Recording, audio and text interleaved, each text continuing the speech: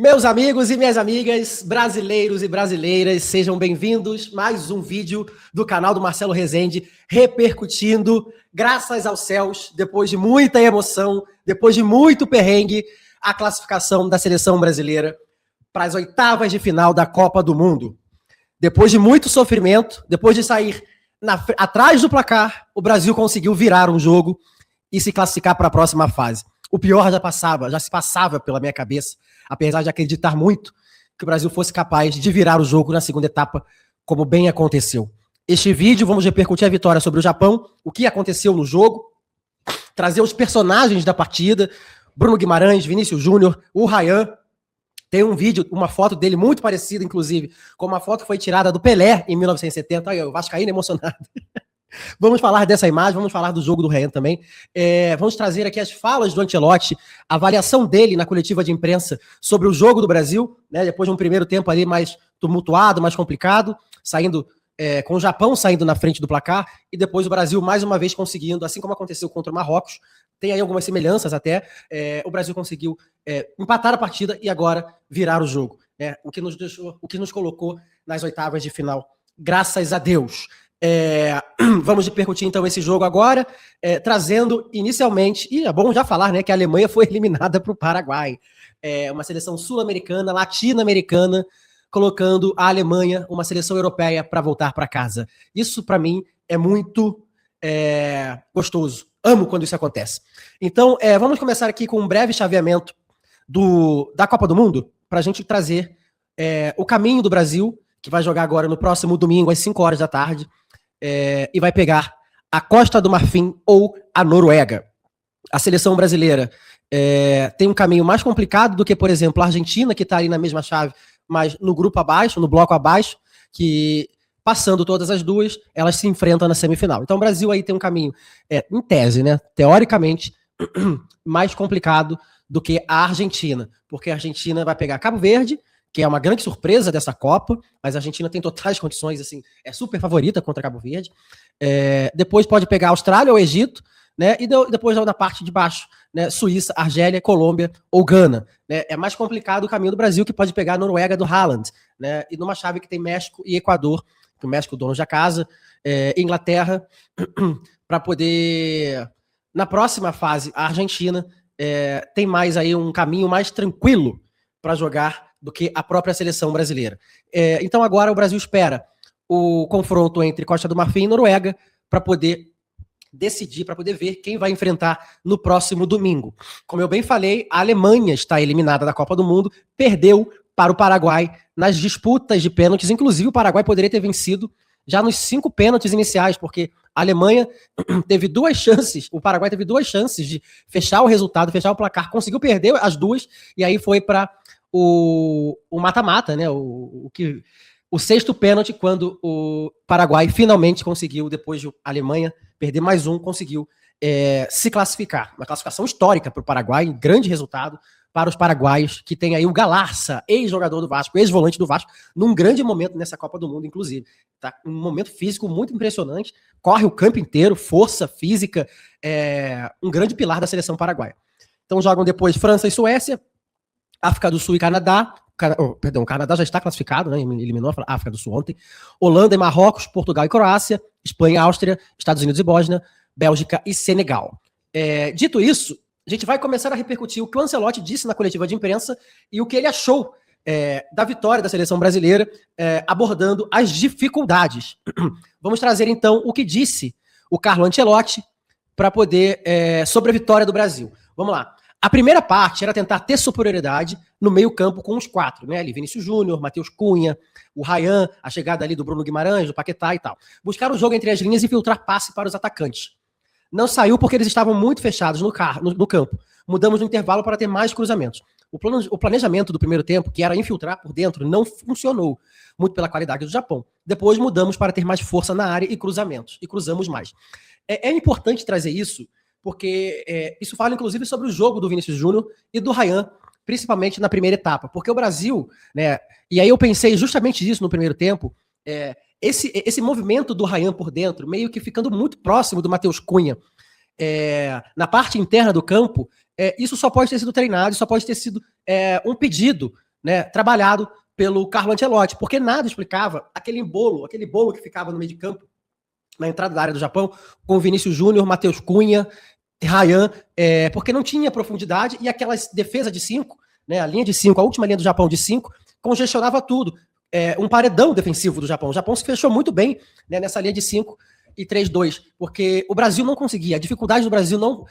como o Ancelotti falou, o Brasil não conseguia quebrar essas linhas com muita dificuldade para poder armar as jogadas pelas pontas, né, usando o Ryan e o Vinícius Júnior, e com isso ali o meio campo muito pressionado, Matheus Cunha também, o Bruno Guimarães, o Paquetá com muitas dificuldades de jogar, e para construir essa organização ofensiva, quebrando essa linha, achando espaço e infiltrando, né, a bola ofensiva dentro da área para os atacantes chegarem com condições plenas de finalizar. Isso dificultou muito. Eu pensei logo de início, no primeiro tempo, quando tinha essas dificuldades para atacar. E aí, quando o Ancelotti falou isso na coletiva de imprensa, eu falei, tá explicado, porque isso foi um pedido do Ancelotti, né, para poder fazer essa infiltração por dentro, quebrando essas linhas de defesa do Japão para conseguir criar algum tipo de jogada. Né, porque principalmente pela qualidade defensiva do Japão, o que forçou o Brasil a querer jogar muito mais bolas dentro da área. Não funcionou muito bem, o que forçou Carlo Ancelotti a modificar o time do Brasil no segundo tempo. É importante trazer que nessas mexidas, né, muita gente já pedia a saída do Ryan, né, já pedia uma mudança no meio-campo ali com Matheus Cunha, Casemiro, Paquetá e tal. Mas o Ancelotti, cara, ele.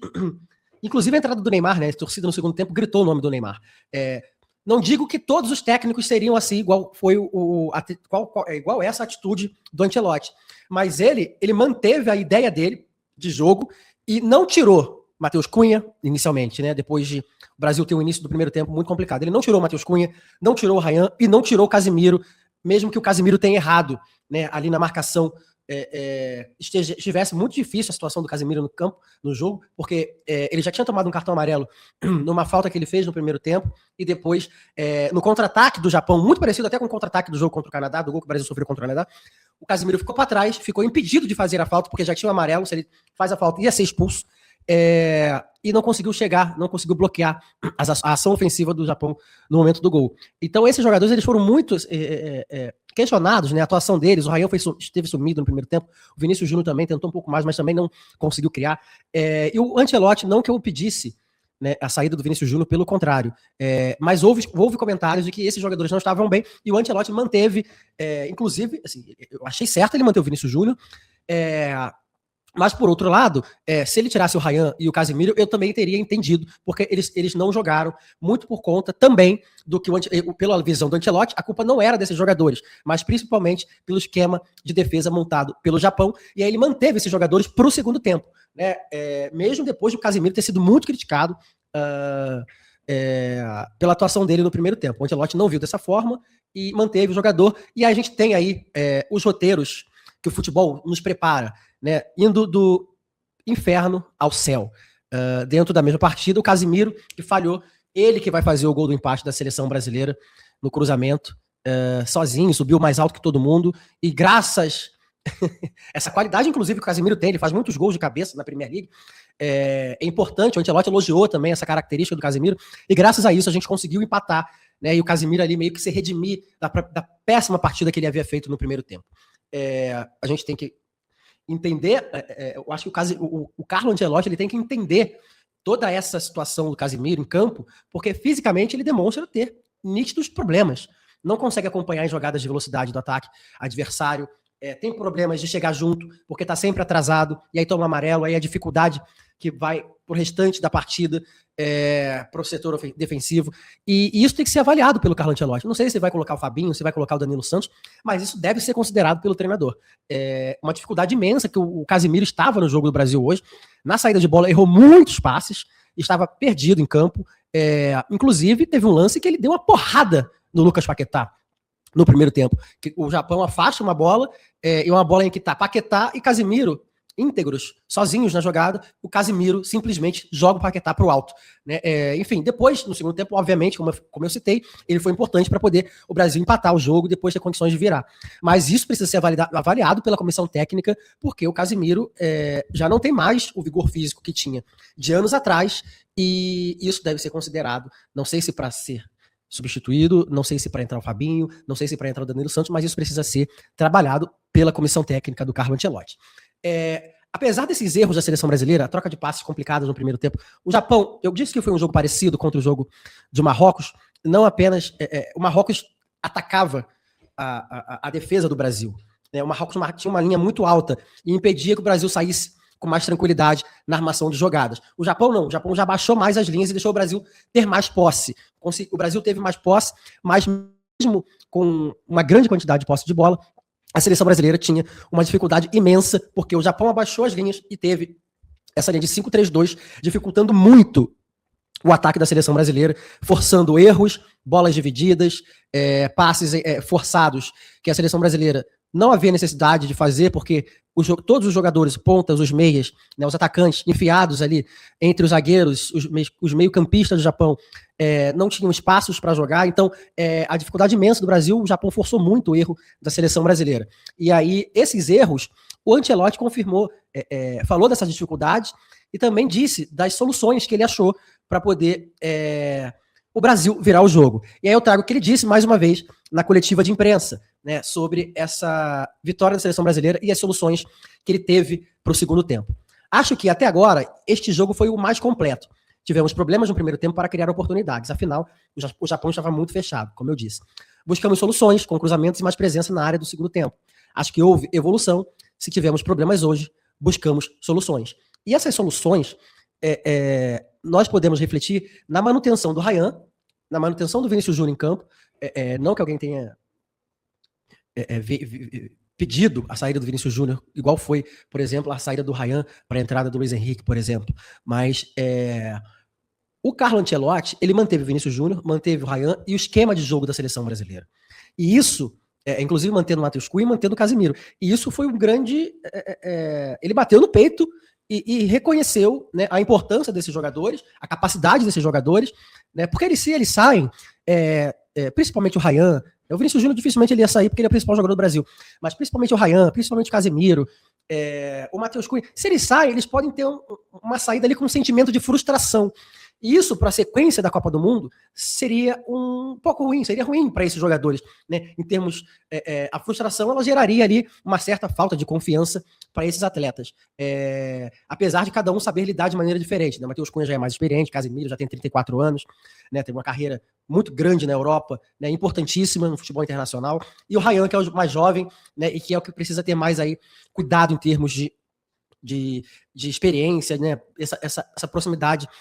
Porque ele é um atleta que ainda está se formando, então precisa muito ter, né, esse alento da comissão técnica para passar confiança para ele, para deixar ele muito mais à vontade para jogar em campo. Então, o Carlo Ancelotti, ele bateu no peito e manteve os jogadores, né? Ele só fez uma substituição porque o Paquetá foi obrigado a sair pela lesão. Então, a entrada do Endrick no lugar do Paquetá foi justamente por isso. O Paquetá se machucou e o Endrick entrou por isso e ele preferiu povoar mais ali à frente. E o Ancelotti manteve essa posição dele de jogo, não tirando esses jogadores que não foram tão bem no primeiro tempo. E essas soluções passam por isso, pela manutenção desses atletas, porque dentro do esquema de jogo que o Ancelotti definiu para o primeiro tempo, esse jogo funcionou mais na segunda etapa. O Ryan, cara, ao lado ali do Bruno Guimarães, ao lado do Vinícius Júnior, né, que jogou melhor também no segundo tempo, do Douglas Santos também, o Ryan foi um dos grandes nomes do segundo tempo, né? Inclusive foi ele que fez, mais uma vez, que teve mais uma roubada de bola, gerando a sequência, o passe do Bruno Guimarães, mais uma assistência, e o gol do Gabriel Martinelli. Então, cara, o Ancelotti bateu no peito e disse: vocês vão jogar, não ligo muito para esse primeiro tempo, vamos acertar, vamos com calma e vamos achar essas soluções para o segundo tempo. E foi isso que o Brasil fez na segunda etapa. Muito agora. E aí eu digo que não. Lá atrás eu disse que nem todos. Eu não digo que todos os técnicos fariam isso que o Ancelotti fez, mas a maioria teria mexido nesse esquema, teria tirado os jogadores. Poderia dar certo também, né? Não vou eliminar essa possibilidade, mas a maioria dos jogadores, dos treinadores, teria tirado, feito mais substituições para a segunda etapa. E aí, enfim, se daria certo ou não, a gente não tem como afirmar. Agora, vamos falar do Bruno Guimarães, porque ele é o principal, ao lado do Vinícius Júnior, na minha avaliação, o principal jogador da seleção brasileira nesta Copa do Mundo. Não à toa, ele se tornou o líder em assistências neste Mundial, né? Passando jogadores do Senegal, o Isaac, também o Olise, e agora ele se tornou aí o líder em assistências. Vamos ver os números do Bruno Guimarães nesta Copa do Mundo. Ele tem, então, ele é o primeiro, segundo dados da FIFA, em passes certos neste Mundial. São 394 passes certos na Copa do Mundo. E isso significa 96% de precisão. Isso é um número muito alto, principalmente considerando um torneio como a Copa do Mundo e principalmente considerando as partidas difíceis que o Brasil fez contra Marrocos e agora contra o Japão, né, que foram seleções que marcaram muito em cima, o Japão mais recuado, mas dificultando muito o passe, né, na intermediária, na sua própria intermediária de defesa, defendendo-se muito bem, e o Marrocos ali pressionando muito em cima, né, no campo de defesa da seleção brasileira. E soma-se a isso as 4 assistências que o Bruno Guimarães tem. A primeira no primeiro jogo, as 2 contra a Escócia, e agora mais uma decisão, mais uma oportunidade que o Bruno Guimarães teve de decidir o jogo, servindo já ali nos acréscimos, aos 95, 96, a bola para o Gabriel Martinelli só empurrar para o gol no canto esquerdo do goleiro japonês. Então, o Bruno Guimarães, ele ao lado do Vinícius Júnior, na minha avaliação, o principal jogador da seleção brasileira. E isso eu venho dizendo desde a fase de grupos, né? Foi já contra o jogo do Marrocos e depois eu já fiz a mesma avaliação contra a Escócia. Porque eu avaliava que o Casemiro, como eu falei agora, o Casemiro ele não tem feito uma boa Copa do Mundo até aqui. O Paquetá, ele fez um bom jogo contra a Escócia, mas ele tem começado às vezes muito mal e depois que ele se encontra em campo, fica nesses altos e baixos. E o Bruno Guimarães, ele é o jogador brasileiro do meio campo mais consistente, né? Não à toa que a gente vai ver o que o Ancelotti disse sobre o Bruno Guimarães.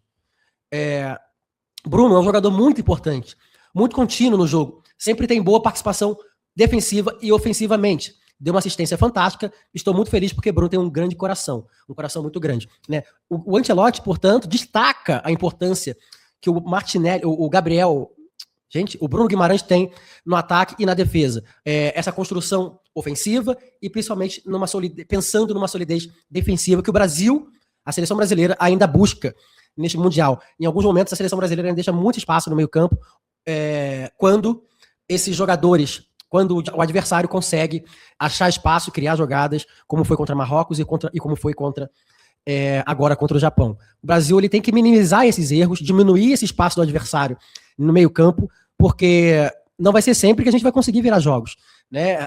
Minimizar erros e não tomar gols é fundamental para que a seleção brasileira consiga chegar à grande decisão e chegar, né, ao hexacampeonato. E isso passa por um meio de campo consistente, né, dando suporte para a defesa, né, para os defensores, e também também com apoio dos homens de frente, né, o Vinícius Júnior, o Ryan, o Matheus Cunha e tudo mais. Então, o Bruno Guimarães, ele nessa minha avaliação, ao lado do Vinícius Júnior, o principal jogador da seleção brasileira nessa Copa do Mundo.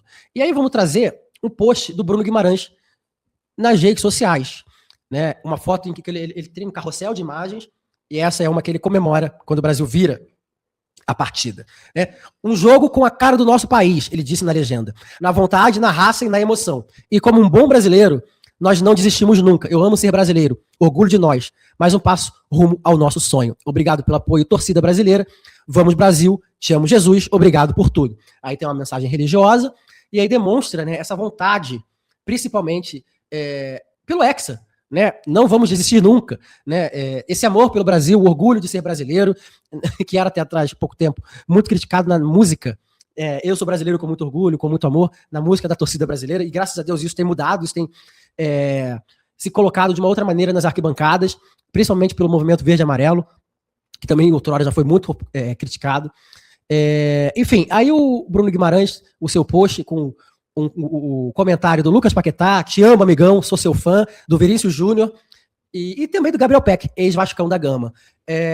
Bruno Guimarães aí, portanto, um dos principais jogadores nesta Copa do Mundo, tem colocado essa Copa no bolso, o futebol do garoto.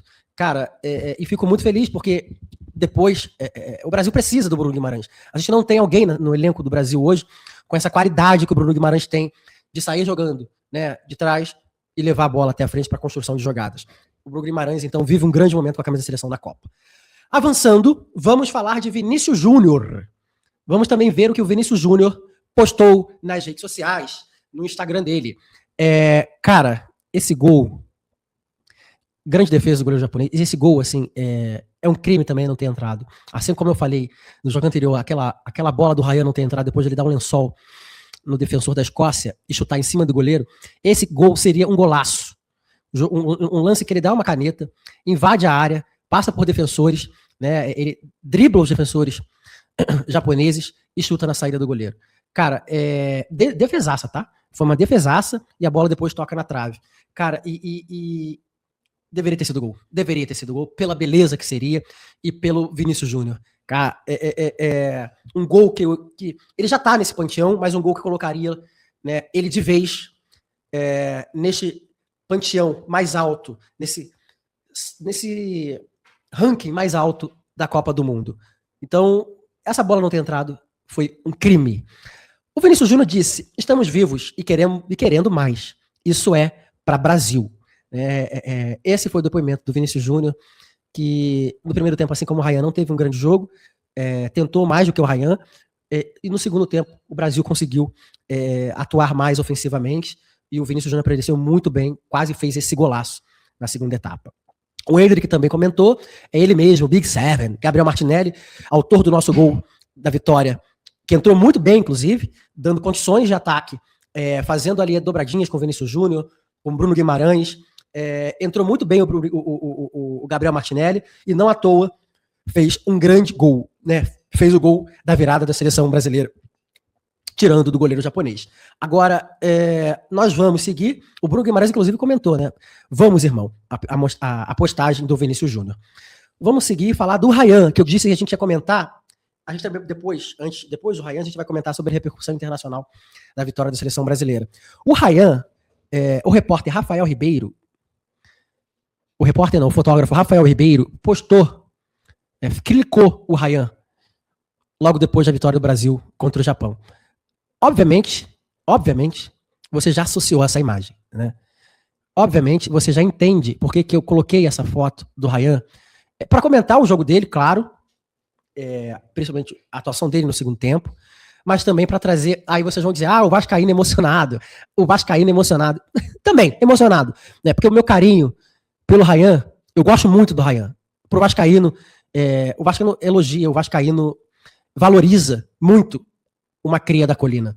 E não é apenas por ele ser vascaíno que ele merece esse destaque, mas também por ele ser o Ryan, pela história de vida dele e pelo que ele tem feito nesta Copa do Mundo. Essa imagem foi fotografada pelo Rafael Ribeiro e lembra muito bem a foto emblemática que foi tirada pela Associated Press na Copa do Mundo de 70, do Pelé. Então, eu não vou passar aqui porque tem o direito de imagem, né? Tem o direito autoral da foto, mas a do Ryan você consegue imaginá-la aqui.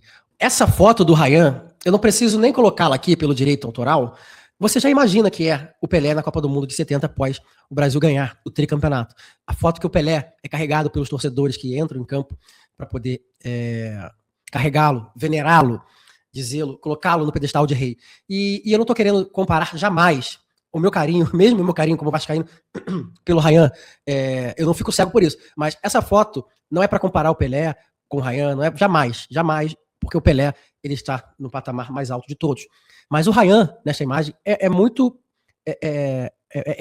impressionante como essa imagem, e aí o Rafael Ribeiro, que já foi fotógrafo do Vasco, inclusive, ele tirou essa imagem com isso na cabeça. Porque o fotojornalista, ele sabe muito bem o clique que ele dá, ele sabe muito bem o clique que ele faz. E essa imagem é muito emblemática. Por isso, o Ryan lembrando aí aquela pose do Pelé, ele sendo carregado pelos torcedores após o campeonato de 1970.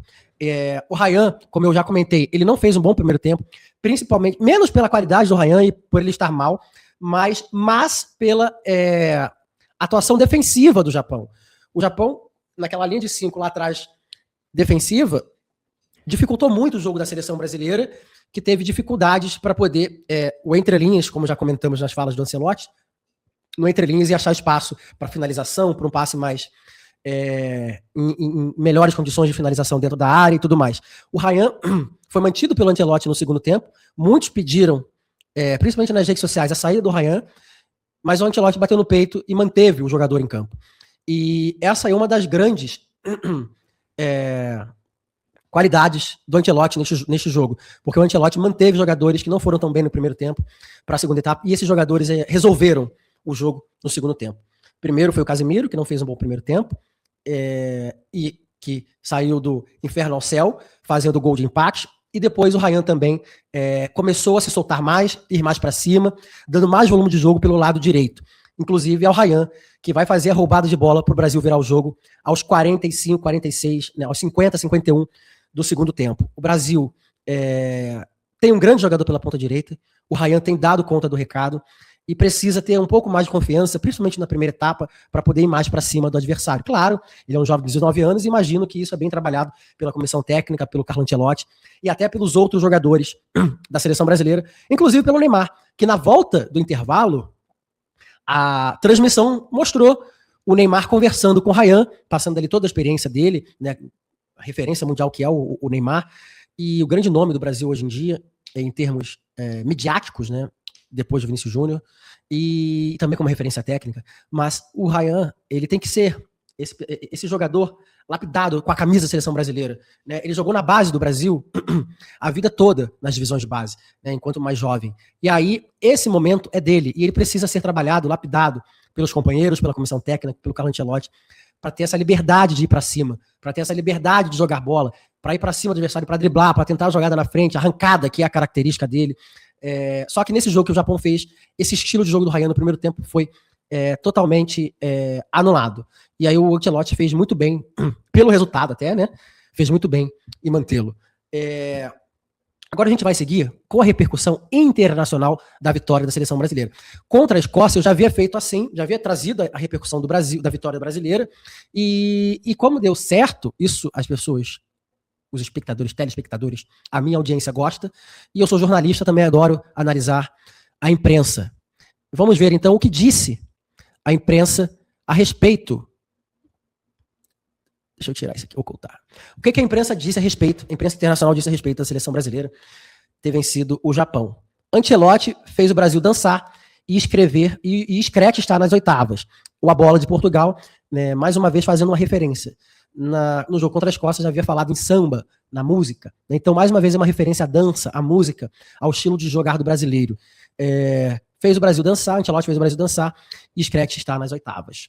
O AS da Espanha trouxe o Madrid do mundo, né, colocando o Casemiro na capa da manchete e fazendo a referência por ele ter sido ex-jogador, né, um ídolo do Real Madrid, colocando o craque, né, o volante brasileiro em evidência. Chamá-lo de craque aqui vai me complicar, porque eu fui um dos que critiquei muito o Casemiro no primeiro tempo.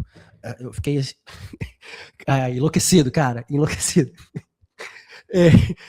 Vamos seguir, então. O Bild, da Alemanha, destacou aí o Brasil ter feito gol aos 96, né, aos 55, aos 50, 51 minutos da segunda etapa. O L'Équipe da França trouxe épico a vitória do Brasil destacando o Martinelli aí na capa. E essa aqui, que é a do Marca, da Espanha, foi a que eu mais achei interessante, né, fazendo uma brincadeira com o desenho animado, né, o anime Super Campeões, colocando Martinelli na capa. Martinelli era Oliver, fazendo referência, genial até, genial, tá? Martinelli era Oliver, fazendo uma referência a Oliver Tsubasa, o grande ídolo, craque da seleção japonesa no anime Super Campeões, né? Genial, parabéns ao Marca. O Olé da Argentina, os nossos irmãos, o Brasil vence nos acréscimos e avança para as oitavas, bem seco, né? O Brasil vence nos acréscimos e avança para as oitavas de final, bem protocolar. Martinelli marcou o gol da vitória no último minuto de jogo contra o Japão.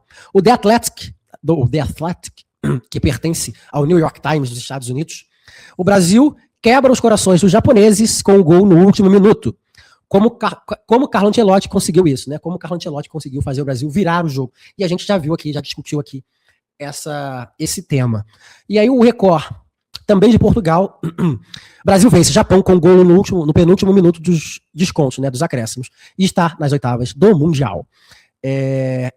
A imprensa, né, destaque para o que o Marca disse, e na parte do L'Équipe, na manchete do L'Équipe, o épico. Né? A imprensa gosta muito também. Como no jogo contra a Escócia, chamaram o Vinícius Júnior de extraterrestre.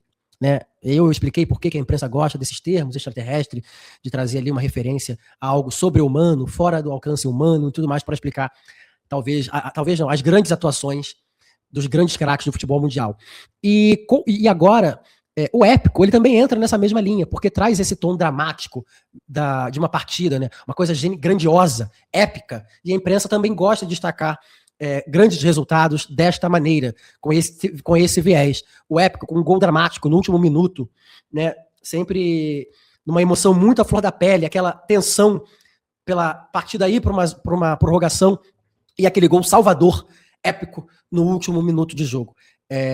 Essa foi a manchete do L'Équipe e é muito comum também na análise, né, da imprensa esportiva aqui no Brasil e também lá fora não é diferente. Mas, considerando todas essas manchetes, a do Marca merece, então, o grande prêmio aí, se tivéssemos um grande prêmio de imprensa no canal do Marcelo Rezende, eu daria para o Jornal Marca, que lembrou aí a referência ao desenho animado Super Campeões, fazendo referência a Oliver Tsubasa. Né? Martinelli teve um dia de Oliver Tsubasa salvando o Brasil nos minutos finais. Dito isso, minha rapaziada, eu vou pedir para que você siga o canal, se inscreva aqui no canal, deixe seu like, porque a gente tem conseguido números impressionantes de audiência neste início de canal, e isso também é um retorno de vocês. Não estaremos aqui à toa fazendo conteúdo para ninguém. Tem tido bastante retorno. O meu irmão Wallace, inclusive, o Wallace Borges, WB, né, e Vagabundo tá lá, tem me ajudado bastante aí com algumas collabs, me ajudou com alguns equipamentos para poder lançar o canal. Então tem dado certo, tem ficado bacana, tem crescido o canal, tem atingido públicos que eu jamais pensei que ia conseguir atingir, principalmente no trabalho. Então eu peço aí encarecidamente, se ajude o canal a crescer ainda mais, deixando o seu like no vídeo, inscrevendo-se no canal e seguindo lá nas redes sociais. Todo o meu username, meu arroba, e todas as redes sociais é Marcelo RSDE. E qualquer uma delas que você digitar Marcelo RSDE e você vai me encontrar. Então me siga, se inscreva no canal e ajude a gente a crescer e manter um conteúdo de qualidade aqui no YouTube. Prometo dar minha vida para que a gente faça uma grande parceria, um grande trabalho e repercuta muito de futebol, né, brasileiro, sobre Vasco, sobre futebol internacional, Copa do Mundo, seleção brasileira e tudo mais. Tá bom? Eu agradeço muito você ter assistido e ficado até aqui. A gente se encontra, espero, logo após o jogo de domingo, ou não, né? Não sei se eu vou tomar cachaça, pode ser que eu tome. Mas se não, a gente volta na segunda-feira com o vídeo na segunda-feira, beleza? Obrigado por assistir até aqui. Aguardo você na próxima. Acompanhe nossos shorts, as publicações, os reels, os cortes. Então, fique ligado. Te encontro na próxima. Um grande beijo. Tchau, tchau.